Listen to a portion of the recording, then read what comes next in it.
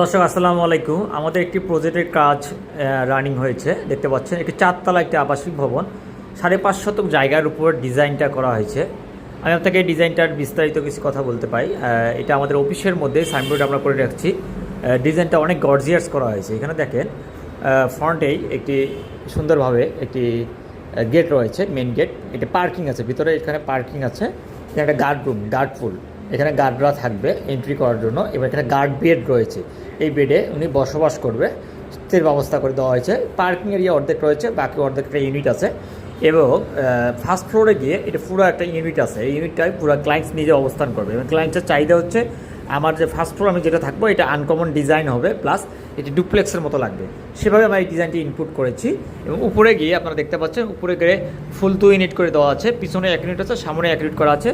মাঝখানে যে অংশটা দেখতে পাচ্ছেন এটা একটা ড্রয়িং রুম করা হয়েছে। এবং পুরা 10 ফিটের একটা গ্লাস ডোর দেওয়া হয়, গ্লাস জানালা দেওয়া হয়েছে। এবং এটা সুন্দরভাবে একটা গর্জিয়াস একটা ডিজাইন করা হয়েছে দুই পাশে বিটের মতো। এবং এখানে দেখেন বারান্দাগুলো ফল স্ল্যাবগুলো একদম আলাদা একটা মুডের ডিজাইন করা হয়েছে।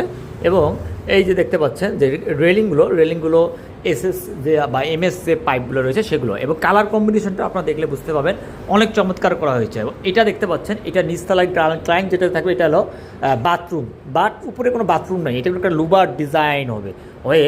এই যে অংশ দেখতে পাচ্ছেন স্টিল বার দিয়ে এটা একটি খুব একটা ডিজাইন হবে।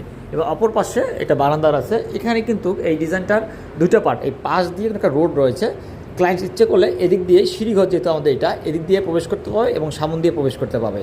আর উপরে লুবার ডিজাইনগুলো দেখতে পাচ্ছেন, উপরে অনেক সুন্দরভাবে গর্জিয়াস একটা ডিজাইন করতে পেরেছি। সুন্দর, এটা 5.5 শতক জায়গার মধ্যে আমরা আমাদের যথেষ্ট পরিমাণ এটা শ্রম বা পরিশ্রম দিয়ে আমরা এই ডিজাইনটা ফুটে তুলেছি। আপনাদের কাছে কেমন লাগলো অবশ্যই কমেন্টস বক্সে জানাবেন। ধন্যবাদ।